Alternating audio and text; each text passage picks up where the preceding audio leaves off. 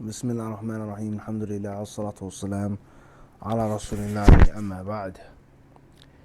طيب, we finished the author's discussion of Al-Khabar al-Maqbul, the narration which is acceptable, and the different categories and divisions, then subcategories and subdivisions of that, whether it's mutawatir, ahad, Hasan, Hasan li dhatihi, he didn't get into Hasan li ghayrihi yet, as-sahih li dhatihi, as-sahih li ghayri, etc. The hadith which is maqbool, or the khabar which is maqbool, and if it's muhkam or mukhtalif al-hadith, and the steps that we are to take with regards to mukhtalif al-hadith. And if not, then it becomes from min bab al-nasikh wal-mansukh, hadith abrogation. And then we have a tarjih, us being forced to select one of the two versions or reports over another.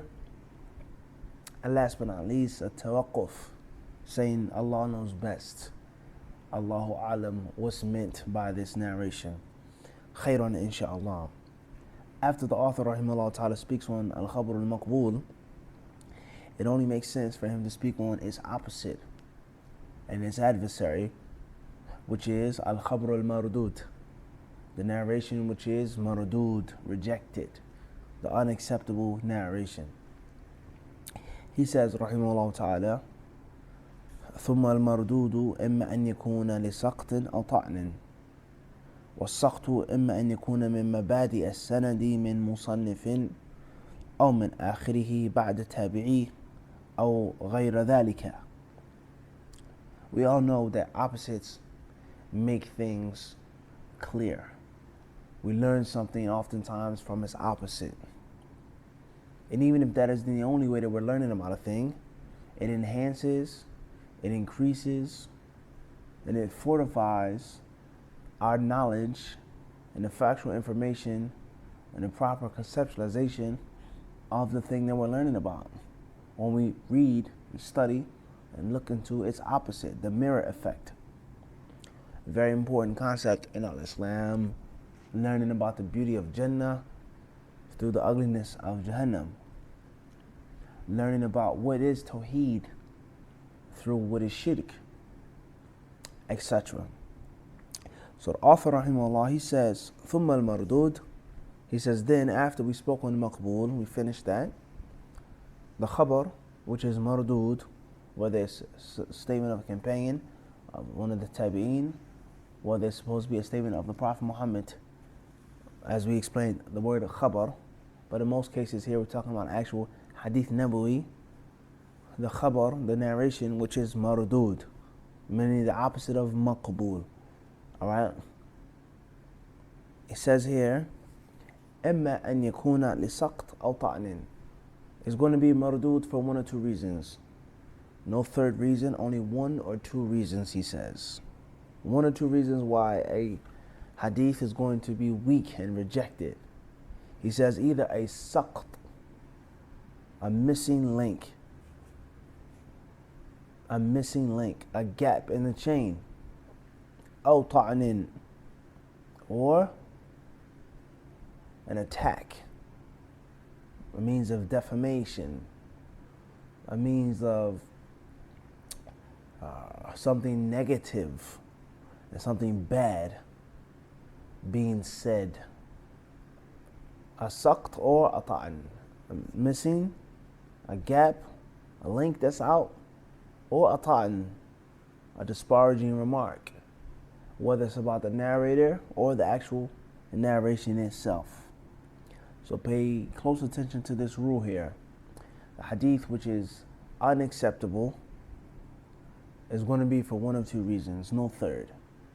Either it's pertaining to the isnad, and there's nothing to do with the narrator being weak, or narrator being an innovator, or narrator being a liar, but a narrator missing, or narrator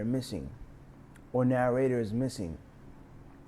And if that isn't the case, then it's going to be based off of a ta'an, something that's very bad and very negative about one of the narrators. The narrator is a liar.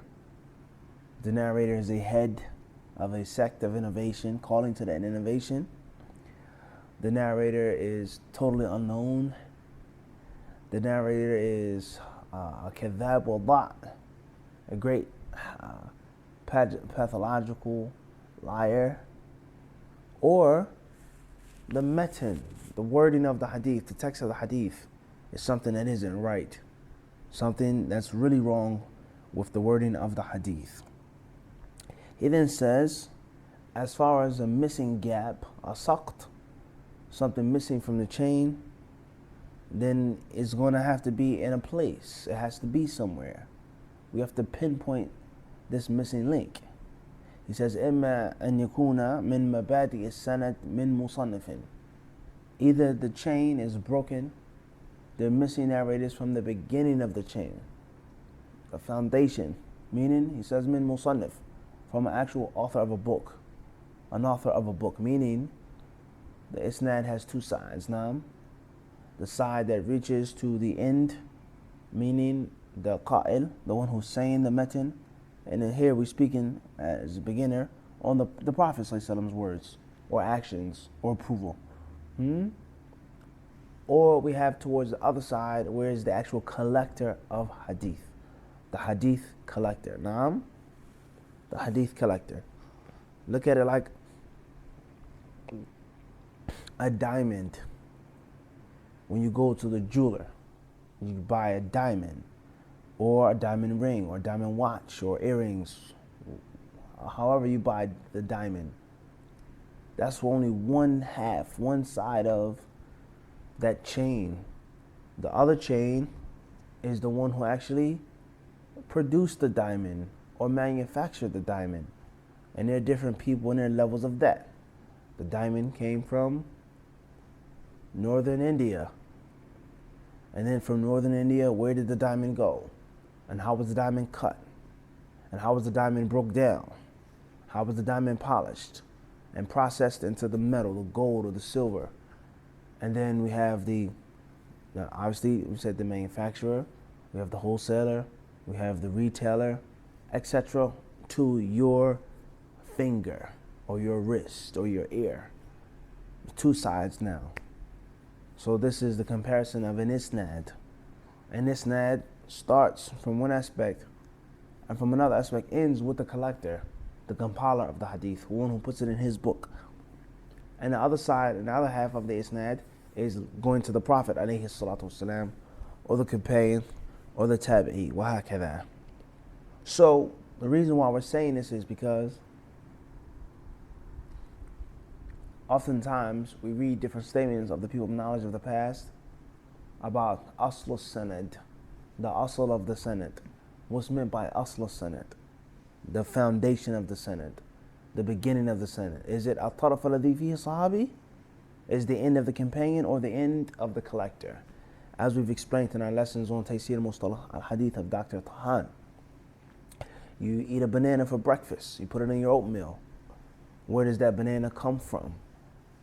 You're, from one aspect, the grocer, the one who sold you the banana, that's the beginning of the sanad. But from another aspect, that's the end of the chain. That's the end of the production line of the banana. Banana came from Panama, for example. And then from Panama, where did the banana go? How's the banana farmed, produced, put on a boat, a plane, etc.? So we have two sides of the isnad now. So the author, he says that the saqt, as far as a missing link or a gap, then it's going to, it has to be in a place, he says. Has to be in a location. And the first scenario or possibility of this location is mabadi as-sanad, the beginning of the isnad. And we just explained what's meant by that. Min musannif, the collector, like Imam al-Bukhari. Between Imam al-Bukhari and the Prophet ﷺ, 4 people, 3 people. Between Imam Ahmad and the Prophet ﷺ are 3 people or 4 people. Between Imam al-Nasa'i and the Prophet ﷺ are 5 people or 6 people. وهكذا. So he's the musannif, he's the author, the collector of the hadith book. So if Nasai or Bukhari or Ahmed, if they remove their intermediaries, the people that I told him the hadith, and take one of them out or 2 or 3 of them out from his side, then that's the first area of a saqt, of a gap, of something that's missing, links out of the chain. He says, "Oh, min akhirihi ba'd tabi'i," or in the other direction, the end, quote unquote, or from one aspect, one may say in the beginning of the sanad, meaning from the way that the tabi'i, that he came, meaning the sahabi is missing, or another tabi'i and then a sahabi. Al-Muhim is someone after the tabi'i, before the Prophet ﷺ's words. Purity is half of faith. For example, the hadith that says that, okay, between the tabi'i and those words are people. The tabi'i didn't hear it from the Prophet ﷺ. If he did, he would be a sahabi.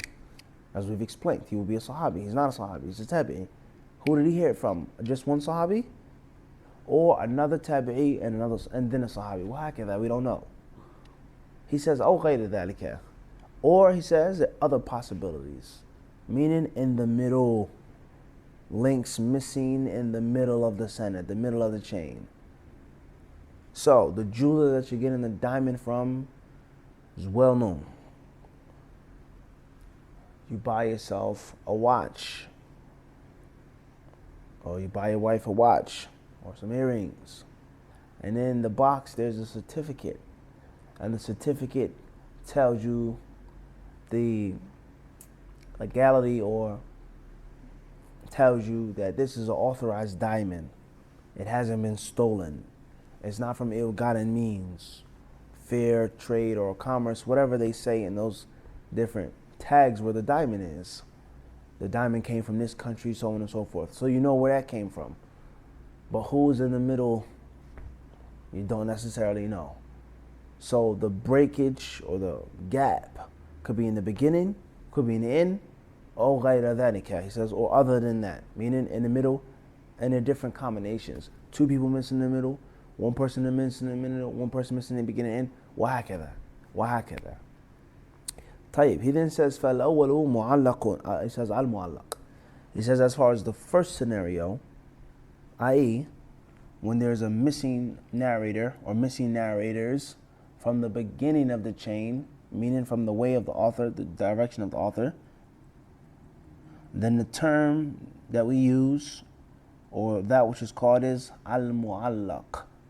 It's called al-mu'allaq. Al-hadith al-mu'allaq. It's called al-mu'allaq.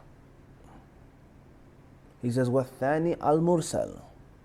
And the second scenario is that which is called al-mursal. Al-hadith al-mursal. It's the mursal hadith. والثالث إن كان باثنين فصاعدا مع توالي فهو المعضل وإلا فالمنقطع. And the third scenario, i.e. narrators missing in the middle, he says, then if there's two or more narrators concurrently missing back to back, if there's 2 or more people missing back to back, then that is called al-mu'dal. Al-hadith al-mu'dal. Al-hadith al-mu'dal. It's called mu'dal. And if it's just one person in the middle that's missing, and then another or third, but it isn't back to back consecutively, then that's called al-munqati'. Al-hadith al-munqati'. Al-hadith al-munqati'. So, going back to the first term, it's called al-hadith al-mu'allaq. Mim, ayn, lam, qaf. Mu'allaqun. Not mu'alliq, mu'allaq. Wala fatha. The word mu'allaq means something that is strung up, hoisted up, something that's lifted up, elevated, something that is hung up. Someone hangs something up. They lift it up from the ground. That's what it linguistically means. The connection between the linguistical meaning and the technical usage is crystal clear. Is that the root, which is the ground, meaning the author, the collector of hadith, and his sheikh, who told him the narration from his sheikh, from the tabi, from the sahabi, that first person, at least one, maybe more than one, is missing. So as if the thing is hung from the ground. It's hung from the ground. Now it's lifted, it's hoisted from the ground.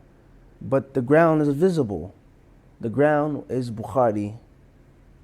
And the 3 inches or a foot off the ground, 5 inches, however high the thing is, raised up, between that thing and the ground, those are the teachers of Bukhari, or the teacher of Bukhari. The one that he took out the chain from his direction. The diamond or the banana. You don't know who the jeweler got it from. Everybody understands the jeweler is the collector. He's the Bukhari here. But his source is unknown. He took that out the chain. It's unknown to you. So this is what we call al-hadith al-mu'allaq. Al-hadith al-mu'allaq. Hopefully this is clear with these examples. So therefore, Imam al-Bukhari, between him and the Prophet ﷺ, we said hypothetically 4 people. And he removes the first person, his sheikh. He takes him out the chain. Why would a Bukhari do this? Why does he do this? We're not getting into that. Just not yet. Not just yet. What's important is that he does it. It's not important why. What's important is that he does it. He removes it. And when he removes this first person, at least one person, it takes a name, there's a term, there's a concept, and the name of that, or the term, the name of that concept is mu'allaq. And the action, obviously for those of us who study Arabic, you say ta'liq. Allaqa yu'alliqu ta'liqan.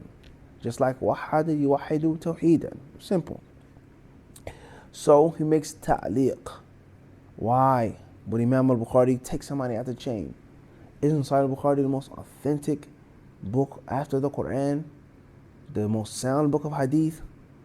How can it be if he takes someone out the chain? And a continuous chain. We've learned in Bayquniya, we've learned in At-Tadhkirah, we've learned in Taysir Mustalah Hadith. That's the condition of a hadith sahih. It's not important right now. What's important is for us to say what the concept is. At-tasawwur, conceptualization, to understand the concept. One of the most harmful things upon the student of knowledge, the beginner, one of the most harmful things upon someone who's trying to learn coming from a Western country. Of course, it exists in the East, the problems in the Middle East, Far East, but we're talking about the West right now. The majority of the audience right now. The problem, or one of the biggest problems, is for this beginner who's coming from English, who's coming from the Western culture, the Western values, Western system of science, society, etc. Read something in a book from over 1,000 years ago, 800 years ago, 700 years ago, and not even get the picture, get the concept, but begin to criticize and critique. It doesn't make any sense, and this is not right, and this, and so on and so forth, without actually understanding what is actually being said. In my humble experience, I would say this is one of the most widespread problems. One of, I'm saying in probably the top 5 problems with regards to Western da'wah, Western academia, Western studies of Islam and of Arabic. Whether it's on a lower scale, du'at, translators, graduates from university, brothers who studied in Egypt, in Yemen, Syria, Damascus, whatever the case may be, whether it's on a larger scale, academic doctor in a university writing a thesis, okay, not understanding the concept.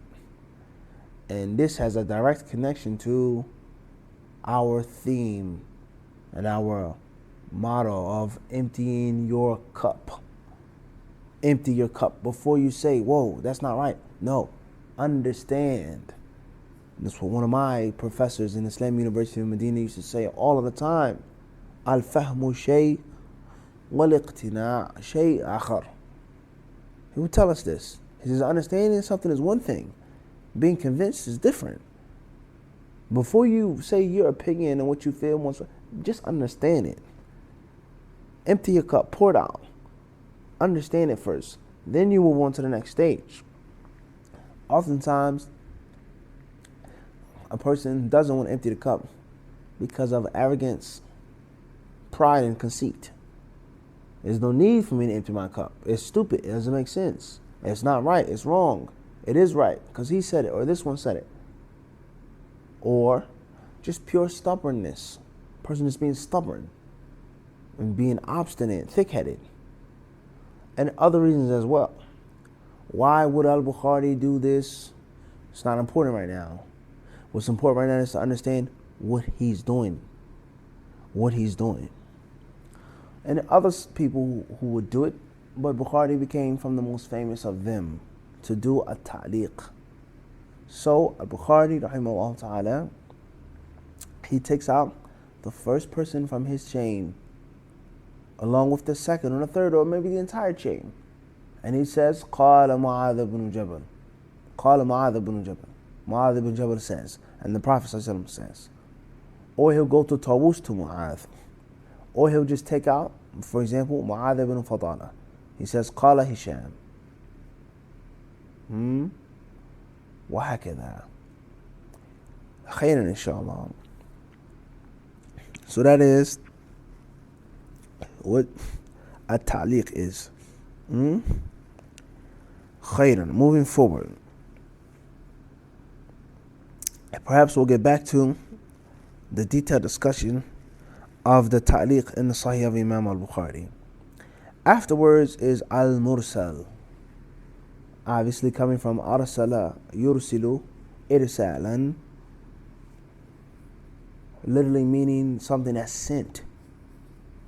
Literally meaning something that's expedited. Something that's been hurried and pushed forth.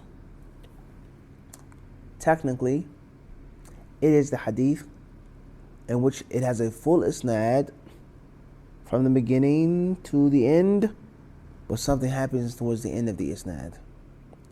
And that is the tabi'i, the student of the companion. He narrates something from the Prophet ﷺ without mentioning his source. He doesn't mention his source. The tabi'i, Sa'id ibn Musayyib, he says, قال Rasulullah ﷺ. Hasan al-Basri, rahimahullah ta'ala, he says, the Messenger of Allah ﷺ did this and he did that. Mujahid ibn Jabr says that this ayah was sent down pertaining to this battle. Was he there at the Battle of Uhud or Khandaq or Bani al-Mustaliq? He wasn't there. Of course he wasn't there. If he was there, he would be a Sahabi. He met the Prophet ﷺ, but he didn't. So therefore, who told him that? Was it just one companion? Two companions? Three companions? One companion got it from another? Or is it another tabi'i, his contemporary, who told him something from someone else? And what is the status of that other tabi'i? Is he thiqa, da'if, kadhab, mubtadi'a? We don't know. So that's one of the reasons behind the problem of mursal hadith is that there is jahala, is unknown of who the missing person is. Tayyib. Now,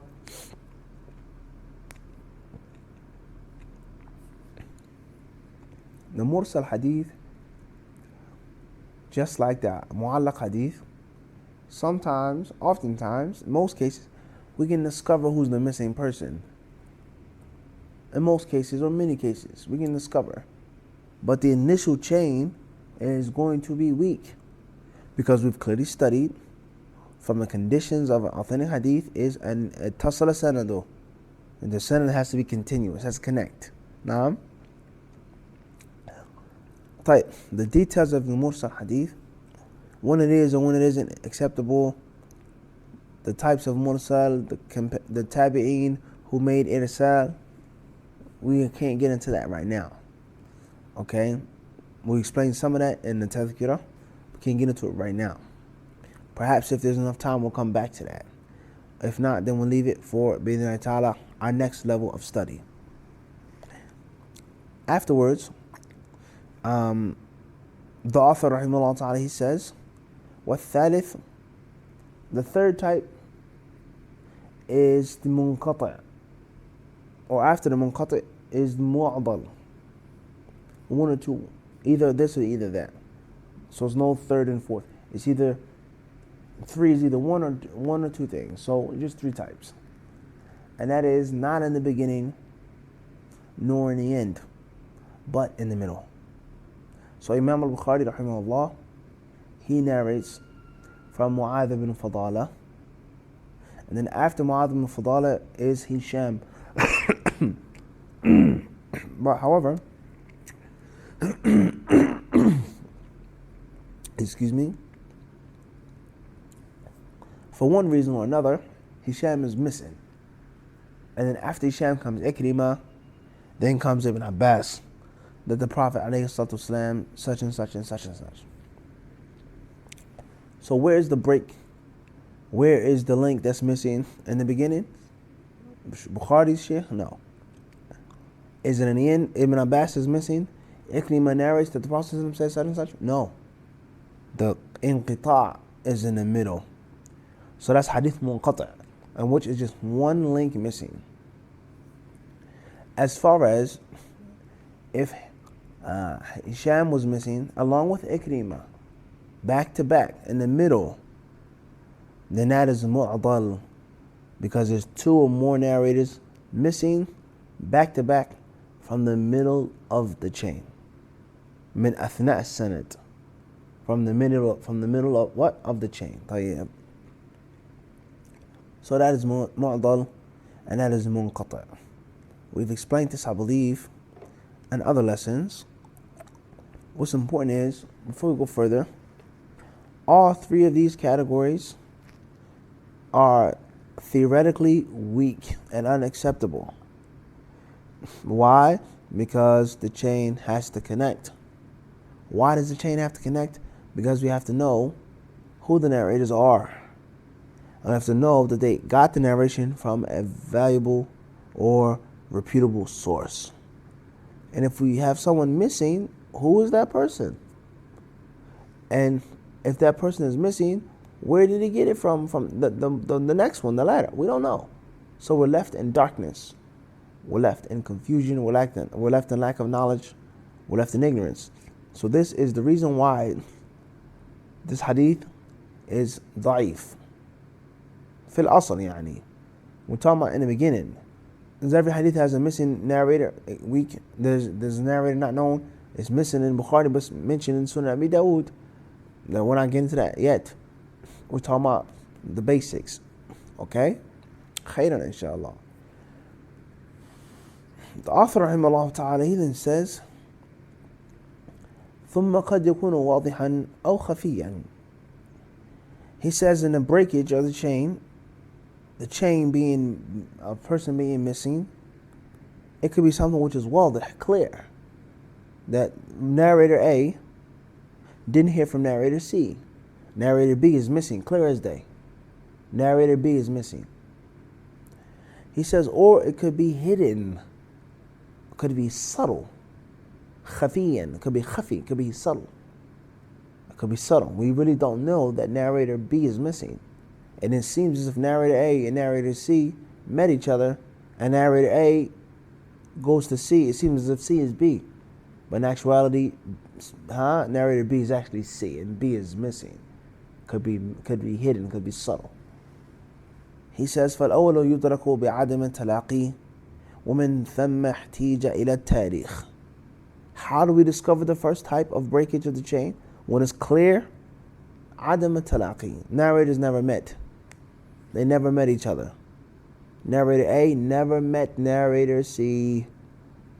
So there's no way that narrator C can be narrator B, because he never met him. Rather, it has to be someone between A and this supposed B. Actuality is narrator, the supposed narrator B is actually narrator C. So there's a missing B somewhere. Now, if you narrated a proverb,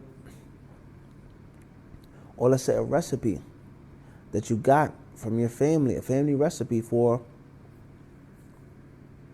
Dutch apple pie, baked apple pie, all right?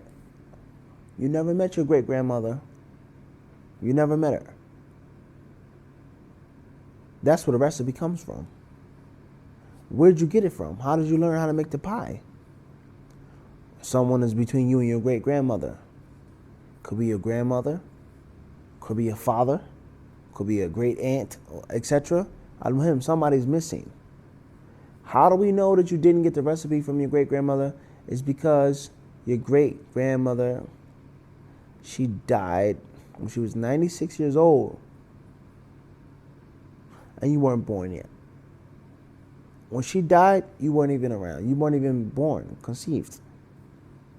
Let's say, for example, your mother never even got married yet to your father.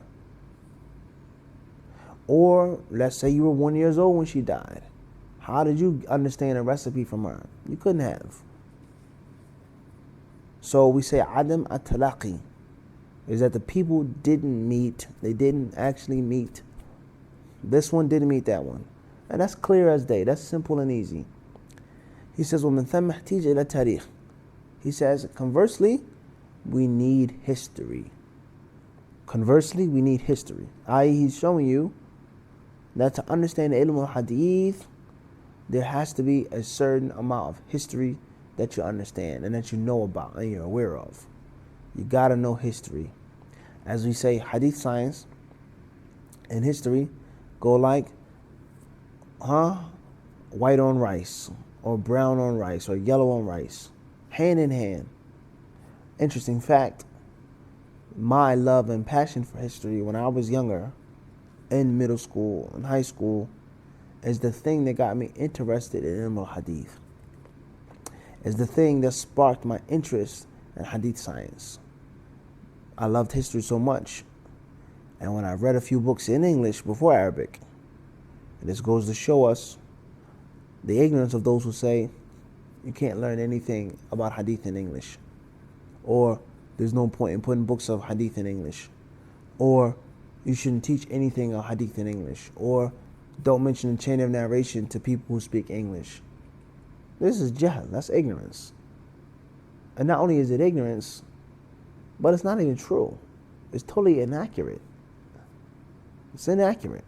Many people are inspired and enlightened through something that they read in English, and it leads them studying in Arabic and learning. I was one of those people. So the author, he says, وَمِن ثَمَّ, he says, based off of that, the fact that you didn't meet your great-grandmother, how do we know that? Unless we have birth records and death records.